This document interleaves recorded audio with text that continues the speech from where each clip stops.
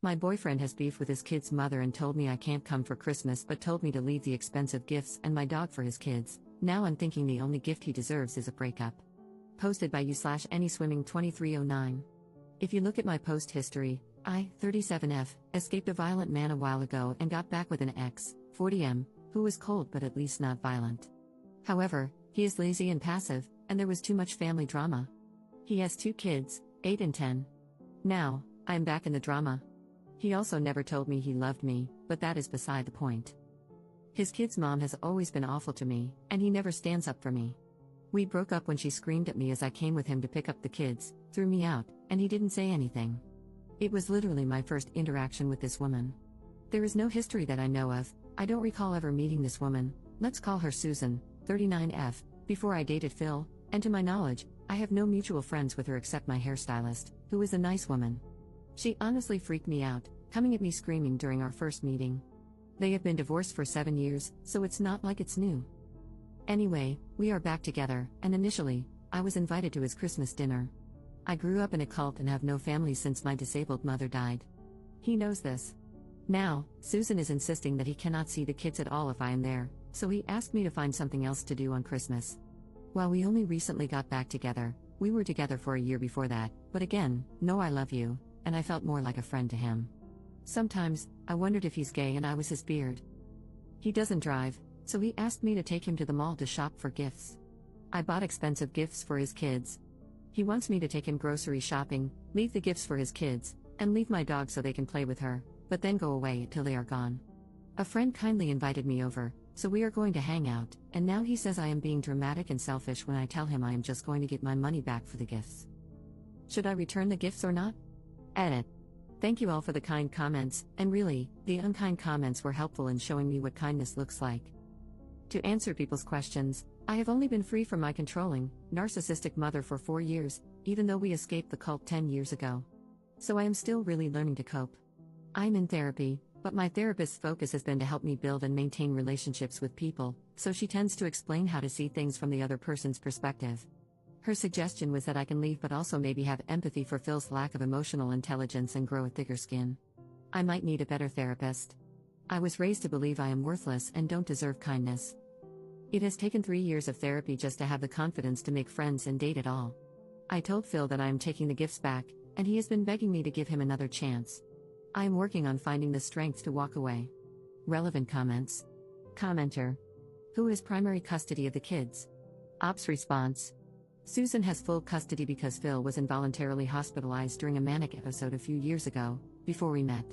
She painted him as unfit because he's bipolar, and he's afraid to go to court. He also only pays child support erratically. Update 3 days later. I was shocked that everyone said my boyfriend was wrong. I really thought most people would be team baby mama and tell me I'm awful for not cooperating with being asked to leave expensive gifts and my dog for Phil's kids on Christmas, but leave the house, as I was not allowed. Because that's what most of my friends, okay, I have 5 friends, told me. They said relationships require work and compromise, and that Susan and the kids must always come first. They even suggested I help cook dinner for them. Most of my friends are actually my late mom's friends, women over 60. I started therapy when I was cripplingly shy, and to defend my therapist, it's only thanks to her that I stopped sitting alone in my house, totally isolated, and learned to connect with other people. While I appreciate the suggestion to be alone for a while, I have been super isolated most of my life, and dating again was actually huge progress for me that we worked on for months. I told my therapist that Phil crossed a line and that I don't want to save my relationship with him or my friends, I want to improve my self-esteem. Her emphasis has always been on avoiding isolation at all costs and learning to endure other people's imperfections. She agreed that this Christmas incident was really bad. I am still processing all of this. I am surrounded by people who encourage me to be a doormat, and I am still shocked by what others thought. I really believe that Phil and Susan were right, and 48 hours is not enough time to process that maybe my whole worldview is totally messed up. I went to my friend Mary's house and realized that she's maybe my only real friend. She didn't judge me, told me Phil is nuts, and we had a great time with her family. I left my dog with a neighbor since her oldest is nonverbal and can be unsafe with animals. I sent Phil a Venmo request for the money I spent on gas and gifts, and he paid it. Phil threw Susan out at 2 p.m. and begged me to come home. I got my dog back from the neighbor, took out the cheapest gifts, and he made his kids thank me and play with the presents, which felt very awkward as he tried to beg them to engage with me while they were on their phones. We hung out with his kids for an hour. Susan came back and refused to get out of her car. Now Phil is telling me he loves me, wants to marry me, etc. I don't know what to do. I have been reading nonstop about narcissistic abuse these past few days. I am realizing that Phil is just like my mom, and that this is maybe what she did, hoovering. But again, I am fighting to stop being totally isolated, which I was for years after leaving the cult. I had no friends, never dated. It's laughable how many people accused me of desperately needing a man. Phil is my first boyfriend, and we met when I was a 31-year-old virgin with no friends. So yes, being alone is grand, but I have been alone all my life and fought hard to stop wanting to be alone. Learning to talk to people outside of work topics, developing social skills, etc., has been a huge battle. I am not autistic, but I come across that way because after age 7, I was the only kid left in our cult/commune, and I have no social skills and prefer to be alone to an unhealthy degree. I don't know what to do. Maybe Phil grew a spine. Maybe it's hoovering. I'm standing up to him, though, and looking for new friends and spending more time with Mary, who said I am always welcome at her house. Second update 1 month later. If you recall, my boyfriend threw me out on Christmas because his baby mama wouldn't let him see his kids unless he uninvited me. He expected me to leave behind the expensive gifts I bought for his kids, take him grocery shopping, he can't drive for medical reasons, and leave my dog with them to play with.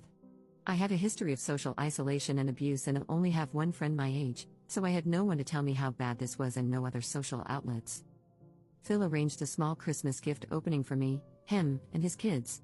He finally told me he loved me and wanted to marry me. He then offered to let me move in with him but soon after asked me to buy a sofa. A few days later, I was out of gas, he got out to pump it but asked for my credit card.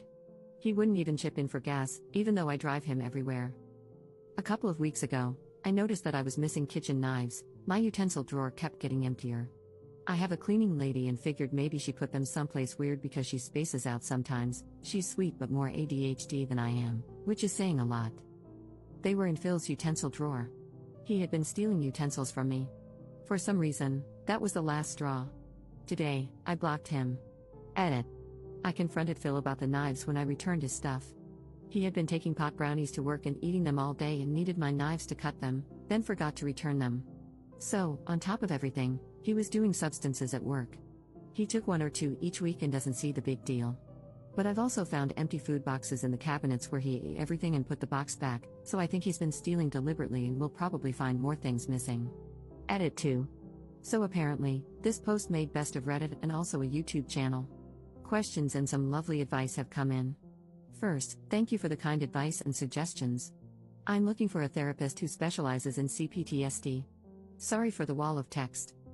Did I get the knives back? No, they are $10 worth of dollar store knives, and contacting Phil and risking him love bombing me when I'm still fragile is not worth $10 of crap. He would probably lie and cause drama if I did, not worth it. I need to grow up/grow a spine/ I am so desperate for a man.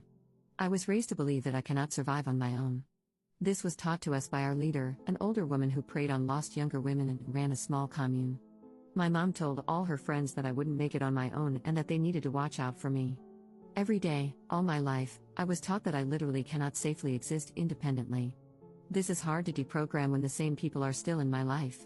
Phil was one of the first people to befriend me and teach me life skills. He's not just any man to me but the person who taught me how public transportation works, how to drive, how services like trash pickup work, introduced me to pop culture, and didn't mock me. Therapist competence. One comment on r/best of Redditor updates opened my eyes. My therapist, whom I see twice a month because that is all my insurance covers, has no idea how broken my frame of reference is. I didn't, until Reddit pointed it out. She mostly treats people with BPD and tells me I'm catastrophizing and blowing things out of proportion when I complain that my boyfriend is cold or that a friend criticized my party in front of other people. But when I tell her, word for word, blow by blow, what someone actually did that I labeled as rude or cold, she often responds, that is totally unacceptable. I don't think I have explained to her clearly how bad these people have acted because I didn't realize how bad it was. I thought these were normal problems, so that's how I framed them to her, causing her to think I'm a whiny baby. How broken my frame of reference is. To those harshly judging, I had no exposure to mainstream media and had never been to a movie theater, on the subway, or on a plane until I was 30. People rejected me because I was weird and asked weird questions. So I became very dependent on the few people who first befriended me when I entered the normal world. I really want to thank the people who helped me understand how bad this all is. I don't know exactly where to go from here, but I joined a crochet group, and I'm getting a second dog.